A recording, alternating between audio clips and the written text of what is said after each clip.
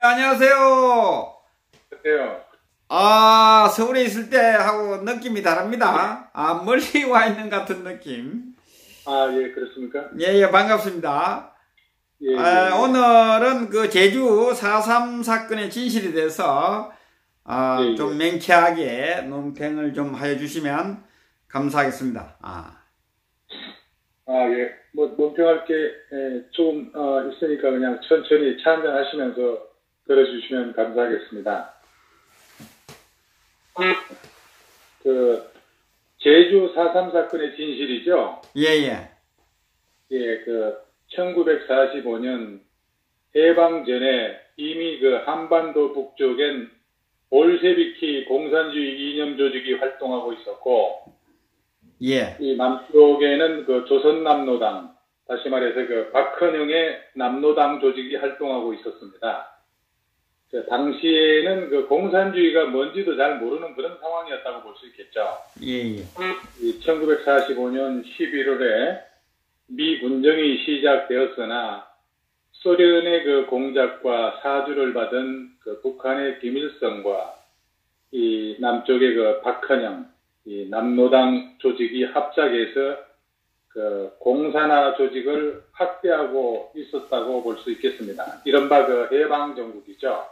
예. 해방정국이라고 하면은 우리가 1945년 8월 15일부터 이 48년 8월 15일까지 3년간을 말하는 것일 겁니다.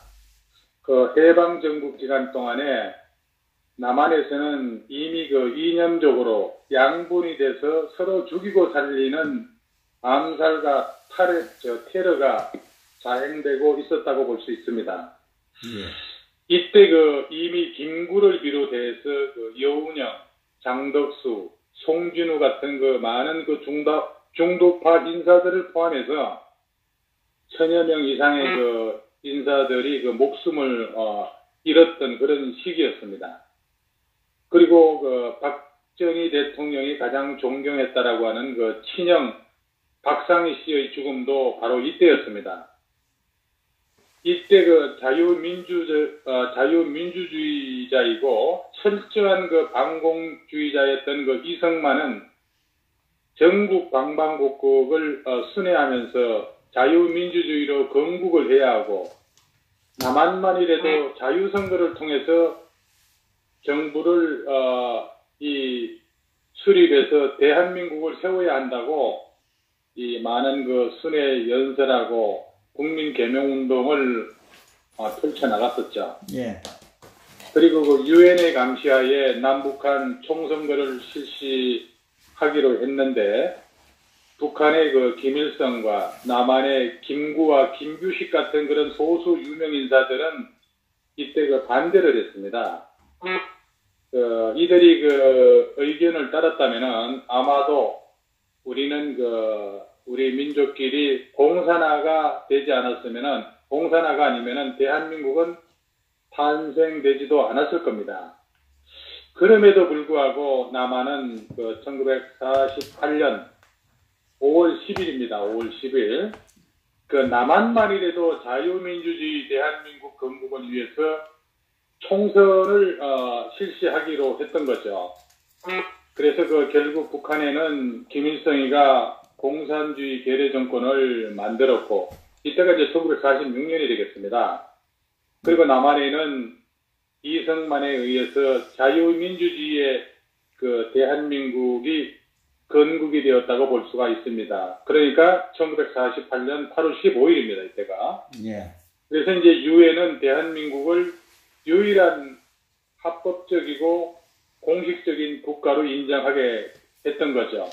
이 과정에서 공산당은 남한의 대한민국 건국을 막으려고 그러니까 1946년부터 전국적으로 이제 9월 총파업이라고 하는 것을 펼치게 됩니다. 이때 이제 대구 폭동이라든가 제주 4.3 폭동 그리고 여순 반란 사건 이런 것들이 수없이 많은 크고 작은 파업뿐만 아니라 폭동, 테러 이런 것을 일으키게 됩니다. 이 당시에 그런 에피소드를 보게 되면은 전국적인 그런 파업 활동, 지원 자금 공급을 위해서 박헌영이 주도한 정판사 위조 집회를 이렇게 발행하게 됩니다. 예. 이 사건이 이제 발각되니까 박헌영은 시체로 위장을 해가지고 월북을 하게 됩니다. 그러니까 이때부터 김일성에게 주도권을 완전히 빼앗기게 되는 겁니다. 그리고 6.25 전쟁 시에 남한의 그 남로당 지하조직, 이게 조선남로당입니다. 남로당의 지하조직, 그러니까 20만 봉지설의 그런 책임을 물어서 박헌영이는 1957년에 김일성에 의해서 처형되고 맙니다. 그러니까 아이러니컬하게도 이 북한으로 도주했던 그 박헌영이는 당시에 그 사생아가 있었어요.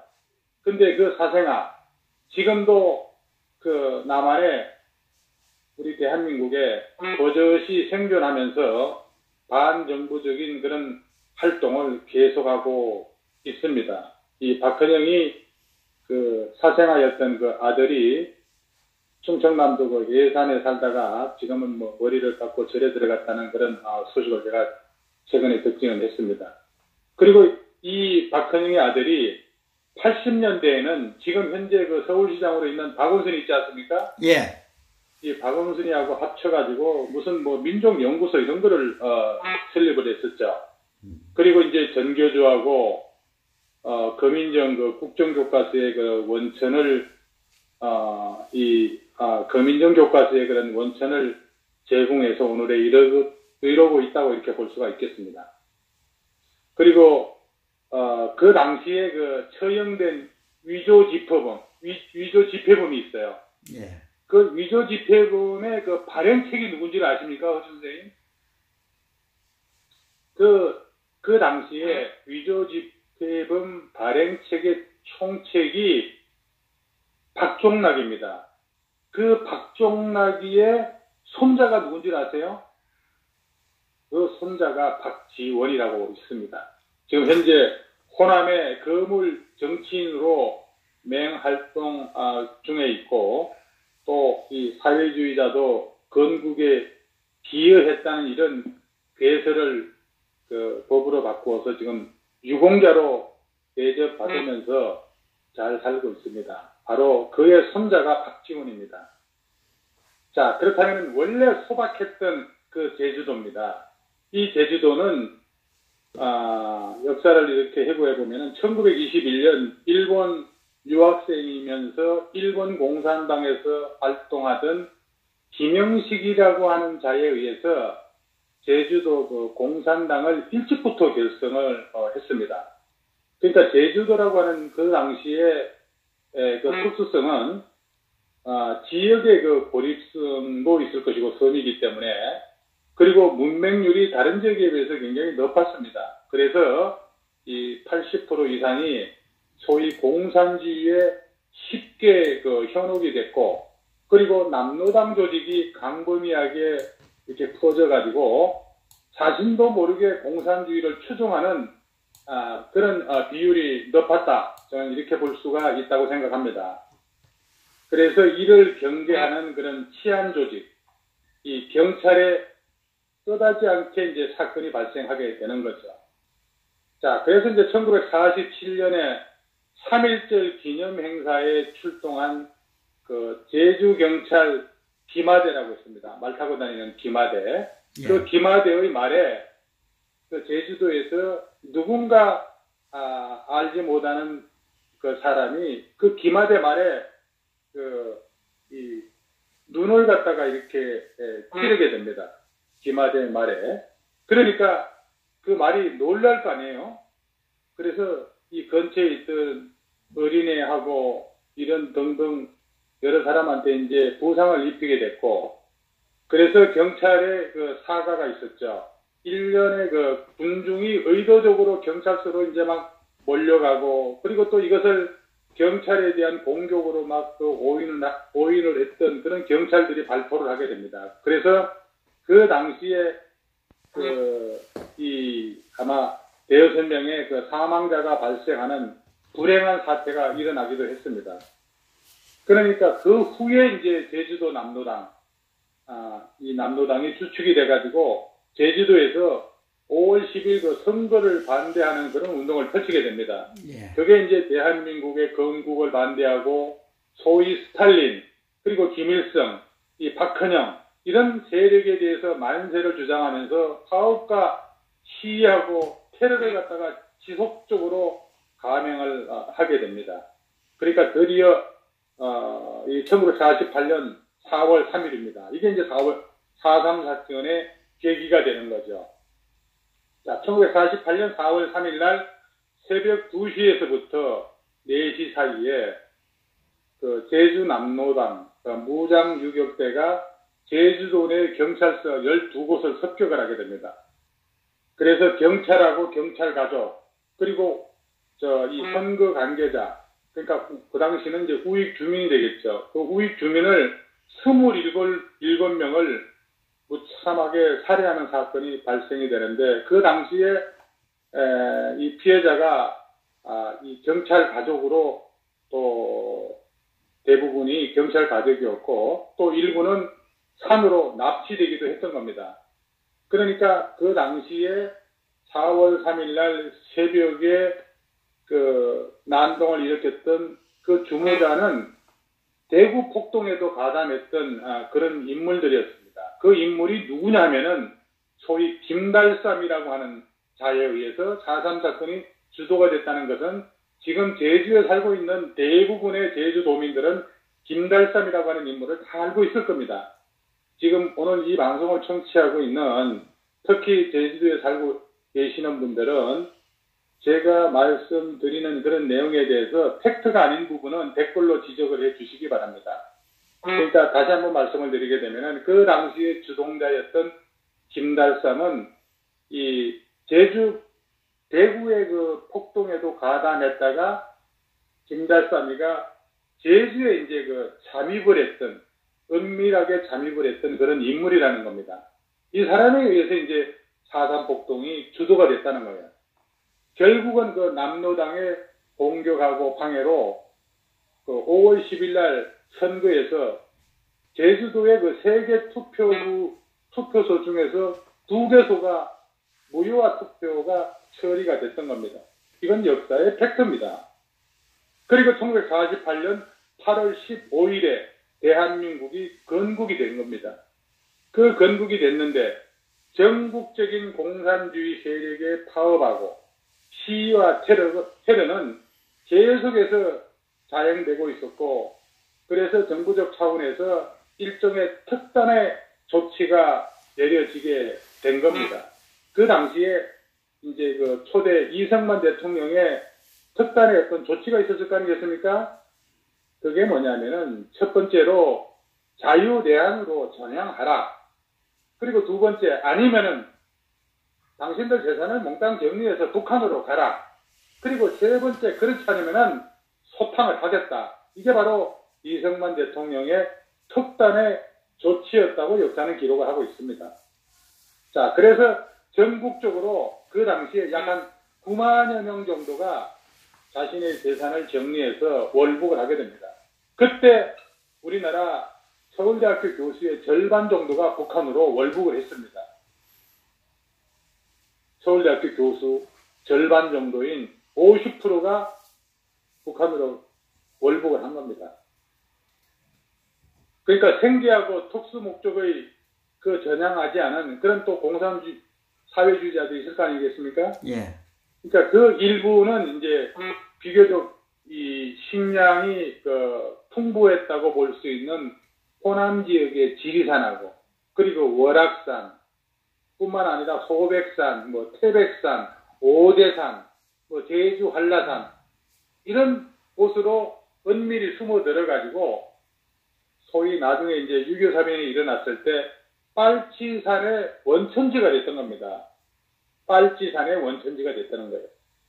그러니까 제주도 빨치산 같은 경우는 1957년이 돼서야 이제 겨우 소탕이 됐고, 그래서 제주에는 1948년 11월에 계엄이 선포가 되고 조직적인 남로당 무장 유격대가 그 당시에 350여 명이 소탕이 되었던 겁니다. 그 당시에 여러 가지 그 소탕 작전 중에서 아마도 상당수의 그 볼모로 잡힌 주민들도 있었을 것으로 저는 봅니다.